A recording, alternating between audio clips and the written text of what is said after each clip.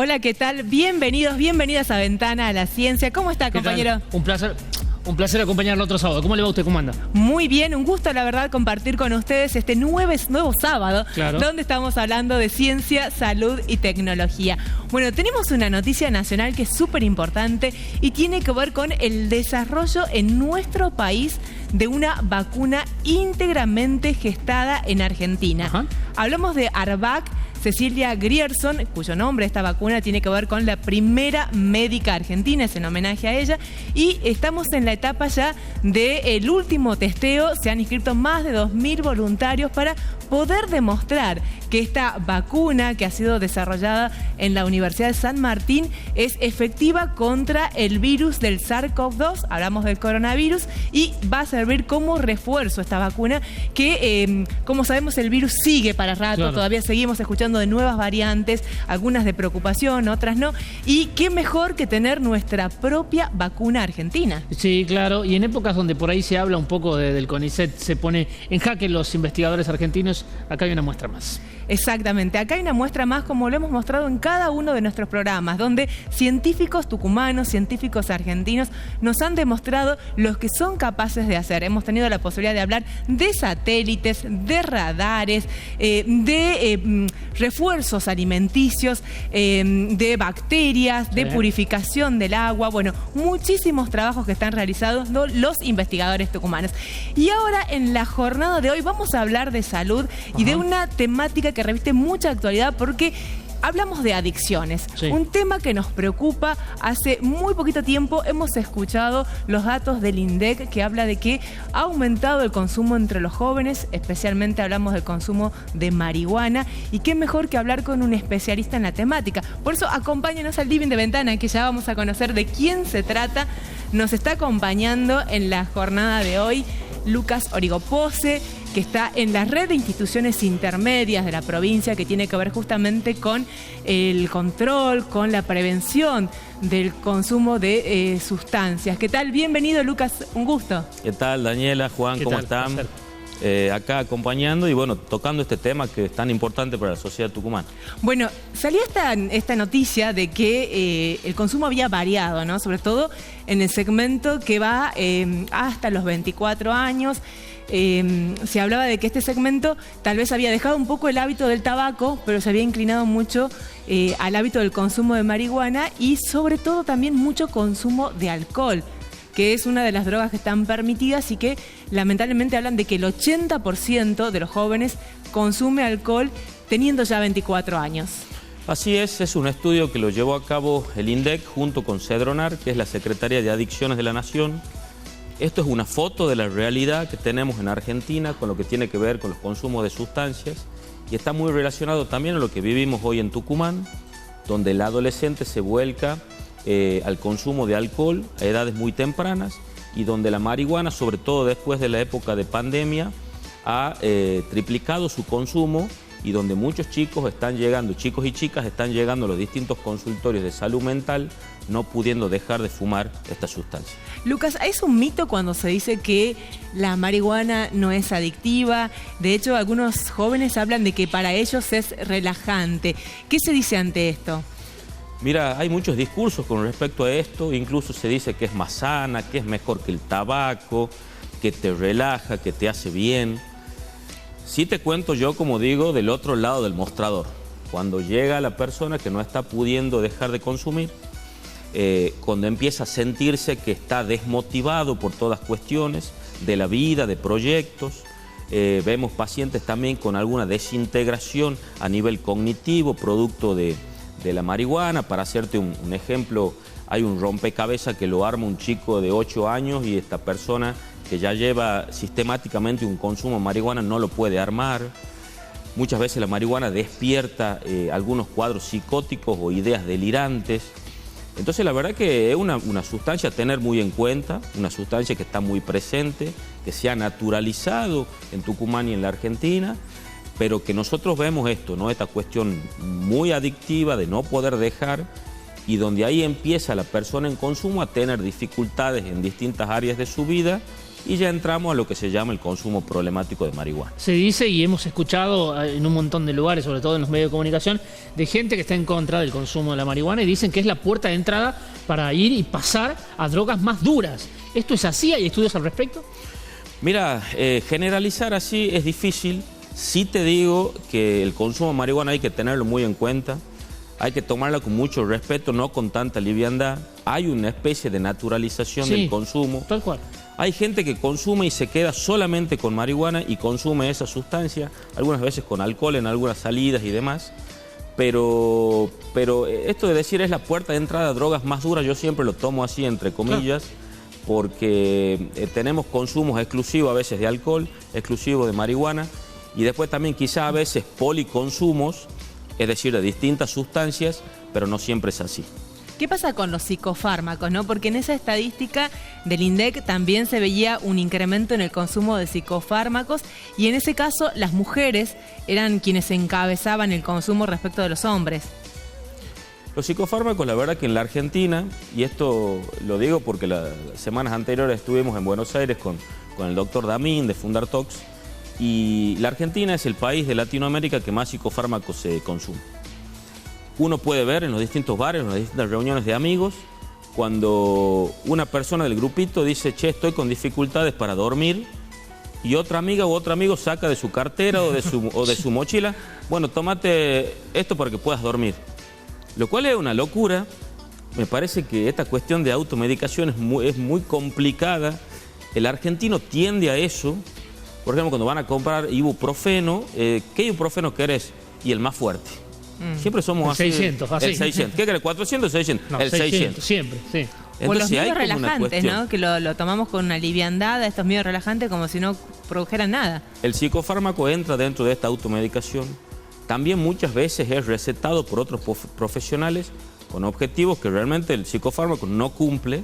Entonces hay que tener en cuenta también esto. Y esta es una problemática de los psicofármacos que también la tenemos muy presente en adultos y en adultos de tercera edad. Te quiero preguntar respecto de la campaña de concientización que hay respecto del Estado. ¿Pensás que es suficiente? ¿Cómo se ha trabajado en eso? Porque en algún punto uno ha leído libros sobre adicciones, sobre drogas. Antonio Escotado es alguien que siempre menciono y habla de la posibilidad de que un Estado invierta mucho en la concientización de la gente. ¿Esto cómo lo ves?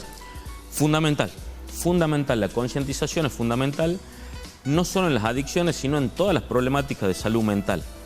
Vos tenés que decirle a la gente y concientizarla de lo que está pasando, de cómo son las sustancias, qué provocan y qué está pasando sobre todo en esa persona que recurre a las sustancias.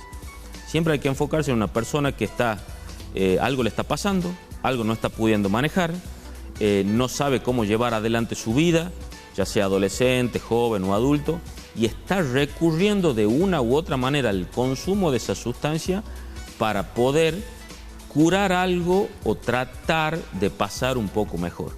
Las campañas de concientización son fundamentales porque realmente hay que hacer que problematicemos estos consumos, sobre todo el alcohol también, que está muy naturalizado, donde chicos muy pequeños ya empiezan con el consumo, aparecen en los colegios secundarios el último primer día, en las fiestas de 15, los invitados por ahí no te van porque no hay bebidas alcohólicas, van a las fiestas de 100 de los 16 años. Entonces hay que empezar a hablar de esto, poner sobre la mesa, porque si no los papás y las mamás no saben qué hacer, no saben dónde recurrir, no saben cómo consultar o qué hacer.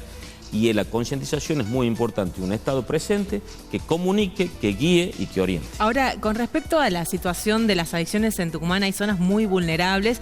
Si bien el consumo se da en todos los estratos sociales, pero hay zonas y barrios económicamente muy vulnerables en la provincia de Tucumán y muchos de ellos también vinculados a la delincuencia en algunos casos. Y se convierte a veces en un problema de Estado, ¿no? Hemos visto en la televisión las madres de hijos que están luchando con el Paco, madres que han llegado a encerrar a sus hijos para que no salgan a consumir. ¿Cómo ves esta situación? Es una situación muy preocupante. El tema de las adicciones golpea a todos los estratos sociales. Cuando hay una zona o un barrio de alta vulnerabilidad, muchas veces esas mamás y esas familias no tienen las posibilidades que quizás otro estrato social para el tratamiento de ese chico o de esa chica que está en consumo. La adicción es un fenómeno muy particular en los lugares o de mucha vulnerabilidad o de poca capacidad económica, se consume una sustancia. En otras áreas de la sociedad un poco más pudiente se consumen otras sustancias, pero las adicciones están presentes en ambos lados. Quizás una mamá que tenga una obra social, que tenga cierto solvento económico, puede intervenir de otra manera, claro. Pero la gente con alta vulnerabilidad en situaciones de pobreza y demás, muchas veces debe recurrir y aparece más porque tiene que intervenir el sistema público en todo este tipo de casos. Te hago una pregunta, Lucas, respecto de las adicciones y demás. Sos alguien que trabaja en este ámbito, que está seguramente al pie de la información de todo lo que pasa, y en el último tiempo se viralizaban las imágenes de lo que pasa en Estados Unidos, en California, sobre todo con el fentanilo. Hay esta última semana imágenes también en Canadá. ¿Tenés miedo de que eso, por decirlo de alguna manera, no sé si miedo es la palabra, pero de que llegue a lugares como Tucumán? Mira, siempre hay que mirar esto con atención. El tema del COVID se lo veía muy lejos y después llegó. El tema de las adicciones es algo donde el chico que está en consumo o que necesita alguna sustancia empieza a buscar un montón de variantes. Antes se observaba muchos chicos jalando pegamento, jalando Poxirán. Sí. Perdón, la terminología jalar, como le dicen los chicos, es inhalar pegamento. Hoy ya no se ve tanto, aparece más fuerte el tema de la marihuana y demás. Entonces siempre hay que mirar con mucho cuidado. Hoy no tenemos estos tipos de consumo en Tucumán ni en la Argentina, pero sí me parece que nos debemos enfocar en el consumo de alcohol, en el consumo de marihuana y en el consumo de cocaína también. Ahora, ¿sos partidario del encierro, por así decirlo, como una forma de sacar a la persona que tal vez en ese momento está imposibilitado de tomar una decisión de internarse, por ejemplo? Mira, la internación es una medida terapéutica. ¿Qué significa esto?